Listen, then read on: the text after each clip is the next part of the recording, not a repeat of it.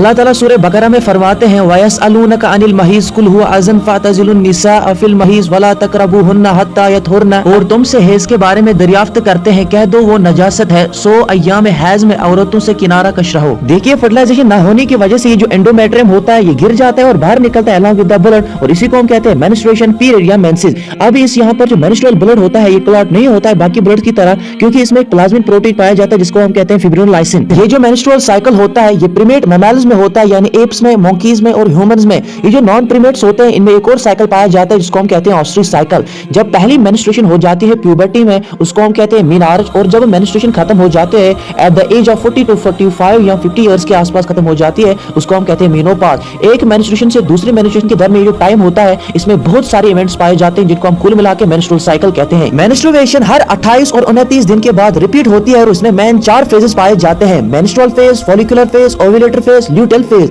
पहला जो menstrual phase होता है इसमें ब्लीडिंग होती है, याद रखेंगे, यानी इसमें एंडोमेट्रियम ब्रेक हो जाता है और एंडोमेट्रियम लाइनों को मेंटेन करने के लिए प्रोजेस्टेरोन हार्मोन की बहुत जरूरत पड़ती है, यानी इस फेज में प्रोजेस्टेरोन की लेवल 0 हो जाती है और जिसकी वजह से ब्लीडिंग होती है। दूसरा जो फॉलिकुलर फेज होता है ये 6 से लेकर 13 दिन तक होता है। इसमें जो क्या होता है जो हाइपोथैलेमस होता है ये गोनाडोट्रोपिन रिलीज को हार्मोन को रिलीज कर देता है जो कि पिट्यूटरी ग्लैंड पे एक्ट करता है और दो hormone that is luteinising hormone और फॉलिकुलर स्टिमुलेटिंग हार्मोन को रिलीज कर देता है। ये जो फॉलिकुलर स्टिमुलेटिंग हार्मोन होता है जो प्राइमरी फॉलिकल होता है उसको सेकेंडरी फॉलिकल में कन्वर्ट करता है और सेकेंडरी फॉलिकल को टर्शियरी फॉलिकल में कन्वर्ट कर देता है। ये जो टर्शियरी फॉलिकल होता है इसमें एक लिक्विड कैविटी होती है जो कि असल में पोलर बॉडीज ही होते हैं जिसको हम कहते हैं एंट्रम, और आगे जाके जो टर्शियरी फॉलिकल होता है ये कन्वर्ट होता है ग्राफेन फॉलिकल में, और ग्राफेन फॉलिकल में तब तक ऑलरेडी प्राइमरी oocyte कन्वर्ट हो चुकी हुई होती है सेकेंडरी oocyte में। डे 14 पर ये जो ल्यूटेनाइजिंग हार्मोन होता है इसकी कंसंट्रेशन बहुत ही ज्यादा होती है जिसकी वजह से ये ग्राफेन फॉलिकल से रिलीज करवा देता है सेकेंडरी oocyte को, जिस प्रोसेस को हम कहते हैं ओव्यूलेशन। और यहाँ पर जो ल्यूटेनाइजिंग हार्मोन की लेवल बहुत ही ज्यादा होती है इसको हम कहते हैं LHS सर्ज,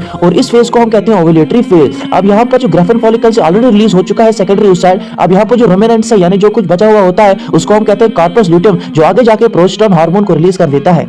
अब डे 15 से लेकर 28 या 29 डे तक क्या होगा, ये जो कॉर्पस ल्यूटियम होगा ये धीरे धीरे फिनिश होता जाएगा और जिसकी वजह से प्रोजेस्टेरोन की लेवल भी कम होती चली जाएगी, और प्रोजेस्टेरोन की लेवल जब कम हो जाती है उसकी वजह से मेंस्ट्रुएशन होगी। यानी अब यहाँ से ये जो साइकिल है ये फिर रिपीट होता चलता जाएगा, फिर से मेंस्ट्रुएशन होगी, फिर से साइकिल होता जाएगा, फिर से मेंस्ट्रुएशन होती चली जाएगी। पेन को खत्म करने के लिए आप आइबुप्रोफेन या एडविल या मोट्रिन आईवी या नेफ्रोक्सिन सोडियम या डिक्नोफिलिक लिख सकते हैं।